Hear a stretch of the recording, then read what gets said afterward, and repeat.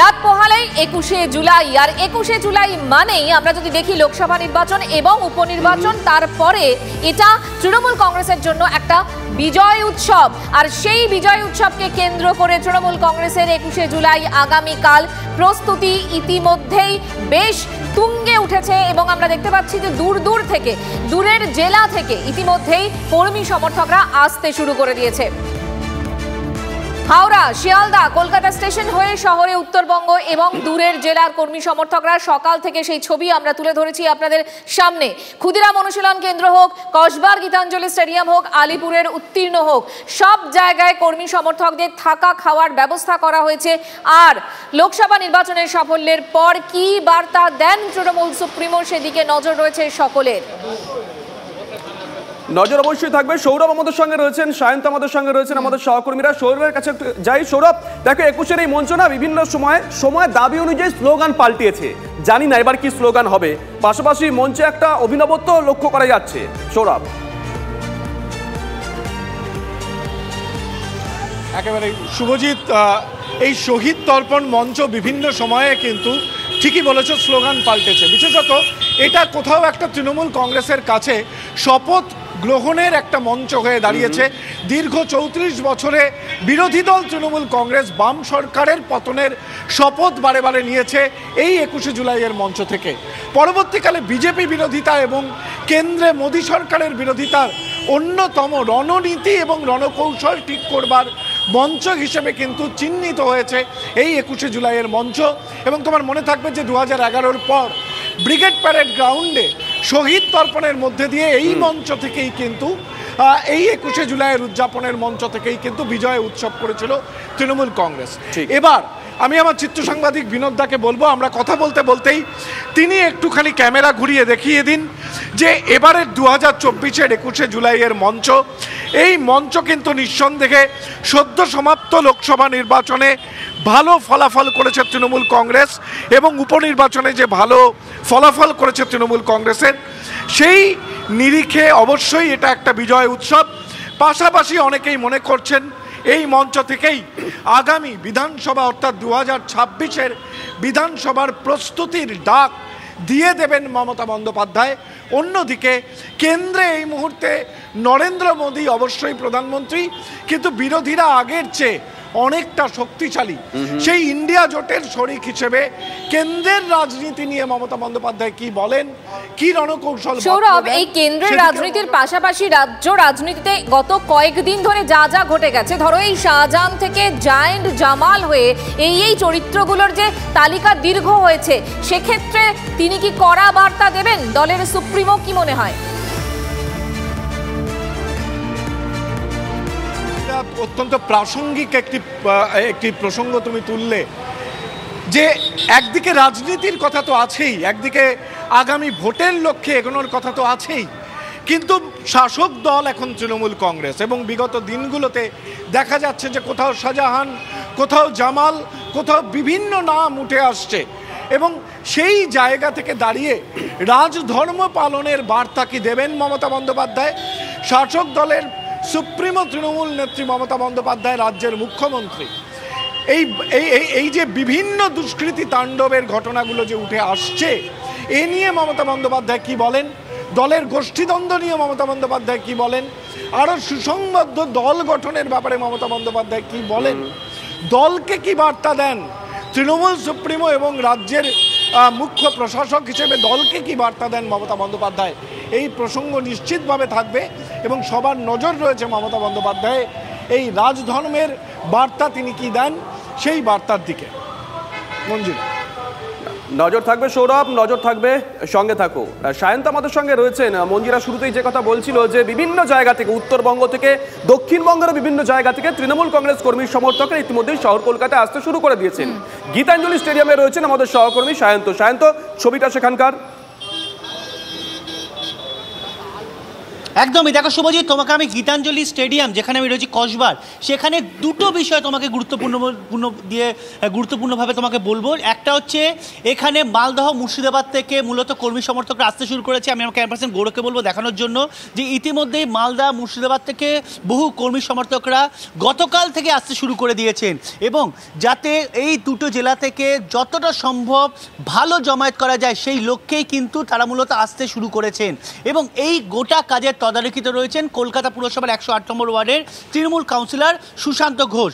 আর এই কর্মী সমর্থকরা মূলত আসছেন লোকসভা ভোটের পর তাদের তৃণমূল সুপ্রিমো মমতা বন্দ্যোপাধ্যায়ের বার্তা শুনতে। আর দ্বিতীয় যে বিষয়টি গুরুত্বপূর্ণভাবে তোমাকে বলার ছিল সেটা হচ্ছে কাট আউট, যেটা কিন্তু এই গীতাঞ্জলি স্টেডিয়ামের ক্ষেত্রে অত্যন্ত গুরুত্বপূর্ণ। মমতা বন্দ্যোপাধ্যায়ের সঙ্গে সমান গুরুত্ব পেয়ে অভিষেক বন্দ্যোপাধ্যায়ের কাট আউট কিন্তু গোটা গীতাঞ্জলি স্টেডিয়াম জুড়ে। তোমার একটা বিষয় বলে রাখি, যেখানে কোনো রাজনৈতিক মহল দুজনকে বিভাজন তৈরি করার চেষ্টা করছে, গীতাঞ্জলি স্টেডিয়াম কিন্তু সেই জায়গায় ব্যতিক্রম। কারণ অভিষেক বন্দ্যোপাধ্যায় মমতা বন্দ্যোপাধ্যায়ের কাট আউটে এই গীতাঞ্জলি স্টেডিয়ামে কর্মী সমর্থকদের মধ্যে এক ঐক্য ও মত দেওয়ার গুরুত্ব দেওয়া হয়েছে। আমি সুশান্তদার কাছে এই বিষয়টি চলে যাবো। সুশান্তদা, এক, এইখানে ব্যবস্থা কি রাখা হয়েছে? দুই, এই কাট আউটগুলো কতটা ঐক্যর বিষয়টি তুলে ধরবে? না, ব্যবস্থা মমতা বন্দ্যোপাধ্যায়ের নির্দেশ মতো প্রত্যেক বছর যেটা করা হয় সেটাই করা হয়েছে। আমাদের এখানে যারা মালদা এবং মুর্শিদাবাদ থেকে আসবেন তাদের জন্য থাকার ব্যবস্থা করা, তাদের খাওয়ার ব্যবস্থা করা, তাদের টয়লেটের ব্যবস্থা, স্নান করবার ব্যবস্থা, তাদের মেডিসিনের ক্যাম্পের ব্যবস্থা সমস্তটাই করা হয়েছে। প্লাস কেউ যদি সেরকম গুরুতর আহত হন তাহলে তার জন্য আমরা পার্শ্ববর্তী হসপিটালগুলোর সঙ্গে কথা বলে রেখেছি, সেখানে তাদেরকে আমরা ট্রিটমেন্টের ব্যবস্থা করব। এবং আগামীকাল যাতে এখান থেকে তারা মিটিং স্পট অবধি পৌঁছাতে পারে সেখানে বাসের ব্যবস্থা করা হয়েছে, আমরা তাদেরকে মিটিংয়ের জায়গা অবধি ছেড়ে দিয়ে আসবো, এগুলো করা হয়েছে। আর দ্বিতীয় কাট আউট যেটা বলছেন এটা তো আজকে নতুন না, এটা গত 8 বছর ধরে আমরা এখানে গীতাঞ্জলি স্টেডিয়ামে করছি। 8 বছর ধরেই আমার দলনেত্রীর সঙ্গে সঙ্গে আমাদের সেনাপতি অভিষেক বন্দ্যোপাধ্যায়ের কাট আউট আমরা এখানে লাগাই, এটা এবছরও লাগিয়েছি। আর যেটা আপনারা বলবার চেষ্টা করছেন যে কোনো বৈষম্য কিছুই নেই, মমতা বন্দ্যোপাধ্যায় আমাদের হৃদয়ে এবং অভিষেক বন্দ্যোপাধ্যায়ের সেনাপতিত্বে আমরা কাজ করি। কিন্তু একটা জায়গায় তো কোথাও রাজনৈতিক মহল বিভাজন তৈরি করার চেষ্টা করছে, মমতা বন্দ্যোপাধ্যায় অভিষেক বন্দ্যোপাধ্যায় থাকবেন কিনা সেটা নিয়ে অনেকে সংশয় প্রকাশ করছেন। আপনি তো দীর্ঘদিনের কর্মী, আপনি নিজে গুলিবিদ্ধ হয়েছিলেন, সেই জায়গায় দাঁড়িয়ে অভিষেক বন্দ্যোপাধ্যায় মমতা বন্দ্যোপাধ্যায় এই বিষয়টা নিয়ে কী বলবেন? না, যারা এসব ভাবছে তারা মূর্খের স্বর্গে বাস করছে, আগামীকালই তারা দেখতে পারবে। এসবের মধ্যে না ঢোকাই ভালো। দল আমাদের মমতা বন্দ্যোপাধ্যায় সর্বময় কর্তৃ দলের, এবং অভিষেক বন্দ্যোপাধ্যায় আমাদের দলের সর্বভারতীয়। বেশ, নজর থাকবে সায়ন্ত, নজর থাকবে, নজর রাখো। একদম যে খবর আমরা এই মুহূর্তে পাচ্ছি যে কাল 21-এর মঞ্চে থাকতে পারেন অখিলেশ যাদব, তৃণমূলের শহীদ সমাবেশে থাকবেন সমাজবাদী পার্টির সুপ্রিমো। কি খবর পাচ্ছি আমরা? প্রদীপ্ত কান্তি ঘোষ আমাদের সঙ্গে রয়েছেন, আমাদের প্রতিনিধি। প্রদীপ্ত,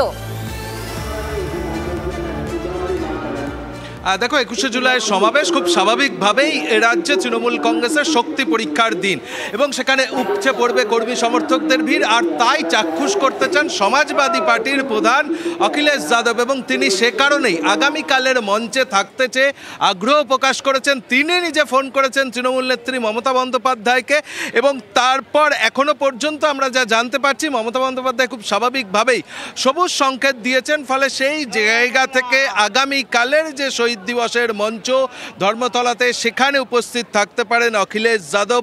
অন্তত সেই সম্ভাবনা যথেষ্ট উজ্জ্বল, এবং দেশের রাজনীতির ক্ষেত্রে এটা কি কোথাও গিয়ে জোট বার্তা দিতে? দেখো, কেশব রাও তাকে আমরা দেখেছিলাম মমতা বন্দ্যোপাধ্যায় যখন মেট্রো চ্যানেলের সামনে অন্য একটা ইস্যুতে ধর্ণা করছিলেন, সেখানে ছুটে এসেছিলেন লালু প্রসাদ যাদবের ছেলে। এটা কি তাহলে কোথাও গিয়ে জোটের বার্তা দিতেই? দেখো, একেবারেই জোটের বার্তা দিতেই এই ধরনের কর্মসূচি অন্তত নিচ্ছেন উত্তরপ্রদেশ এবং পশ্চিমবঙ্গের দুজন গুরুত্বপূর্ণ নেতানেত্রী। হয়তো যে সম্ভাবনার কথা বারংবার উঠে এসছে যে কংগ্রেসকে ব্যতি রেখে কোথাও একটা ফ্রন্ট তৈরি করা যায় কিনা, এবং সে কারণেই কি অখিলেশ যাদব এবং মমতা বন্দ্যোপাধ্যায় এই ধরনের সমাবেশে তারা একসঙ্গে আগামী দিনে কিভাবে পথ চলবেন বা আগামী দিনে দেশের রাজনীতির ক্ষেত্রে কিভাবে এগোনো যায়। সূত্র কি বলছে? মানে অখিলেশ নিজে আসতে চেয়েছেন বা তার কাছে কি কোনো আমন্ত্রণ গেছে? দেখো, এখনো পর্যন্ত আমরা যা জানতে চাইছি তাতে অখিলেশ যাদব নিজেই এই ধরনের কর্মসূচিতে, আগামীকালের কর্মসূচিতে থাকতে চেয়ে আগ্রহ প্রকাশ করেন। তৃণমূল নেত্রীর সঙ্গে তার কথা হয় এবং মমতা বন্দ্যোপাধ্যায় তিনিও সবুজ সংকেত দিয়েছেন। ফলে আগামীকালে সমাজবাদী পার্টির প্রধানের সঙ্গে তৃণমূল নেত্রী দুজনেই এই 21শে জুলাই, যেটা তৃণমূল কংগ্রেসের কাছে খুব গুরুত্বপূর্ণ একটা দিন, সেখানের কর্মসূচিতে উপস্থিত থাকবেন, এমনটাই এখনো পর্যন্ত জানা যাচ্ছে। শুভজিৎ, বেশ, নজর থাকবে প্রদীপ্ত, নজর রাখো।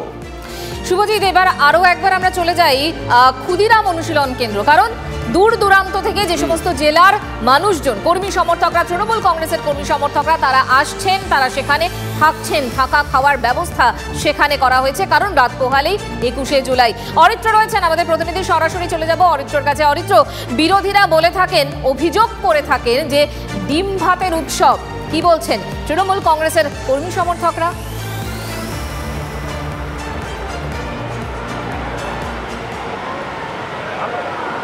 দেখো মঞ্জিরা, সকাল থেকেই কিন্তু মন্ত্রী অরূপ বিশ্বাসের তত্ত্বাবধানে ক্ষুদিরাম অনুশীলন কেন্দ্রে বালুরঘাট, পুরুলিয়া, বাঁকুড়া সংলগ্ন যে এলাকা, সেই এলাকার মানুষজনেরা আসতে শুরু করেছেন। গতকাল থেকেও বেশ কিছু মানুষ এসেছেন এবং এখনও পর্যন্ত প্রায় 5000-এর কাছাকাছি কর্মী সমর্থক এসেছেন বলে দাবি করছেন মন্ত্রী অরূপ বিশ্বাস। আরও প্রচুর কর্মী সমর্থক আসছেন, এমনটাই তিনি জানিয়েছেন। দেখো, বিরোধীদের বক্তব্য যাই হোক কেন, তৃণমূল কংগ্রেসের কোনো ইভেন্টে ডিমভাত হবে না এটা বোধহয় কল্পনা করা যায় না, কারণ আমরা যদি ব্রিগেড সমাবেশ দেখে থাকি, ব্রিগেডের বড় সভা দেখে থাকি, সেখানেও ডিমভাত, এবং 21শে জুলাই শহীদ দিবস, সেখানেও কিন্তু ডিমভাতের আয়োজন করা হয়েছে। আমি কিছুজন আছে আগে তাদের সাথে কথা বলি, তারপর সেই রন্ধনশালার ছবি দেখাবো। আচ্ছা, তৃণমূল কংগ্রেসের প্রোগ্রাম মনে ডিম ভাতের উৎসব, বিজেপি বিরোধী দল এরা বলে, এটা কি ঠিক বলে? এটা সম্পূর্ণ মিথ্যা, সম্পূর্ণ ভিত্তিহীন, এই কথার কোনো যুক্তি নেই। আমরা প্রতি বছর 21শে জুলাই আসি এবং সারা রাজ্যের মানুষ 21শে জুলাইয়ের কলকাতা শহীদ দিবসের দিন আসেন। কেন আসেন? যে শহীদদের দিবস এবং শহীদদের যে মনে রাখা, দিদি যেভাবে মনে রাখছেন এবং দিদির যে নির্দেশ, সেই নির্দেশ মতোই তো আমরা 21শে জুলাই আসি। তাহলে ডিম ভাতের উৎসব নয়? না না, এগুলো সম্পূর্ণ ভিত্তিহীন। আপনি কি বলেন? বিরোধীরা তো বলে নাকি তৃণমূলের অনুষ্ঠান মানে ডিম ভাত খেতে সব চলে আসে। এটা স্যার কুৎসা, এর বেশি কিছু নয়। বিরোধীরা কুৎসা করে? হ্যাঁ। অর্থাৎ বুঝতে পারলে মঞ্জিরা, শাসক দলের কর্মী যারা ইতিমধ্যে এসেছেন তারা বলছেন বিরোধীরা কুৎসা করছেন। এবার সেই কুৎসা কেন করছেন সেটা তো তর্কের বিষয়। আমি এবার একটু রন্ধনশালার ছবিটাও তোমাকে দেখাই, যে ডিম ভাত নিয়ে এত প্রশ্ন, যে ডিম ভাত নিয়ে এত কথা। এই ক্ষুদিরাম অনুশীলন কেন্দ্রের রন্ধনশালা, সকাল থেকেই কিন্তু এখানে বসেছেন যারা রাঁধুনি রয়েছেন, তারা এই সময় এসে পৌঁছে গিয়েছেন এবং ঠিক যেখানে মূল হল, যেখানে মানুষজন রয়েছেন, কর্মী সমর্থকরা রয়েছেন, সেখান থেকে ঠিক একটু বেরিয়ে এসেই এখানে কিন্তু সেই বিরাট আয়োজন চলছে এবং সকাল থেকেই প্রচুর রাঁধুনি তারা ব্যস্ত রয়েছেন। আমি তোমাকে একে একে দেখাতে শুরু করি। দেখো, ভাত রয়েছে, সকালের যে ব্রেকফাস্ট, সেখানে লুচি আলুর দম ছিল, সেই পর্ব মেটার পর ভাত, মধ্যাহ্নভোজনের জন্য ভাত ইতিমধ্যেই প্রস্তুত হয়েছে। একই সাথে যে বিষয়টা বলছিলে, যে বিষয়টা বিরোধীরাও বলে যে ডিম ভাতের উৎসব, সেই ডিমের ঝোল রয়েছে, ডাল রয়েছে এবং সবজিও আমি এখানে দেখতে পাচ্ছি, মিক্স ভেজ, বিভিন্ন রকমের সবজি দিয়ে একটা তরকারিও করা হয়েছে কর্মী সমর্থকদের জন্য এবং অবশ্যই সেই ডিম কিন্তু রয়েছে, অর্থাৎ ডিমের ডালনা রয়েছেন। আমি একটু কথা বলার চেষ্টা করি যারা এখানে রয়েছেন সকাল থেকে। দাদা, কি কি রান্না বান্না চলছে সকাল থেকে? ভাত, ডাল, হ্যাঁ, আর সবজি, আচ্ছা, ডিম। ডিমটাও চলছে। সবজিটা কি সবজি করেছেন? পাঁচ মিশালি সবজি, মিক্স ভেজ। অর্থাৎ বুঝতেই পারলে একদিকে যেমন কর্মী সমর্থকরা এসেছেন, এক কথায় বলাই যায় সুব্যবস্থা। তুমি আমাদের সঙ্গে থাকো। দেখুন, একটা মেগা কভারেজ আমরা দেওয়া আজকে থেকেই শুরু করে দিয়েছি, আগামীকালও দেবো। কোনো ফ্রেম আমরা ছেড়ে রাখবো না। আমরা শহর কলকাতার 3টে ছবি দেখালাম, সৌরভ দেখালো, অরিত্র দেখালো, সায়ন্ত দেখালো। এবার একটু গঙ্গার ওপারে যাই। ইতিমধ্যেই দূর দূরান্ত থেকে, উত্তরবঙ্গ থেকে তৃণমূল কংগ্রেসের কর্মী সমর্থকরা কলকাতার উদ্দেশ্যে আসা শুরু করে দিয়েছেন। হাওড়া স্টেশনের ছবি তুলে ধরেছেন আমাদের সহকর্মী সুব্রত। লোকসভা নির্বাচন পেরিয়েছে কিছুদিন আগেই, আর লোকসভা নির্বাচনের বিপুল সাফল্যের পর 21শে জুলাইয়ের শহীদ সমাবেশ হতে চলেছে ধর্মতলায় এবং তৃণমূল কংগ্রেসের কর্মী সমর্থকরা গতকাল রাত থেকেই উত্তরবঙ্গের বিভিন্ন জেলা থেকে তারা কিন্তু ট্রেনে করে হাওড়া স্টেশনে আসতে উপস্থিত হচ্ছেন এবং আজ সকালবেলাও বিভিন্ন জেলা থেকে ট্রেনে করে মানুষজন হাওড়া স্টেশনে এসে উপস্থিত হচ্ছেন এবং আমার ডান দিকেই হাওড়া স্টেশনের ঠিক উল্টো দিকেই তৃণমূল কংগ্রেসের অভ্যর্থনা মঞ্চ তৈরি করা হয়েছে। এখান থেকেই হাওড়া জেলা তৃণমূল কংগ্রেসের পক্ষ থেকে ধর্মতলার উদ্দেশ্যে আসা কর্মী সমর্থকদের তাদেরকে কিন্তু কলকাতার উদ্দেশ্যে বাসে করে পাঠানো হচ্ছে। দিদি কি বার্তা দেন, আগামী দিনে আমরা কিভাবে চলবো সেই বার্তা প্রতি বছর দেন।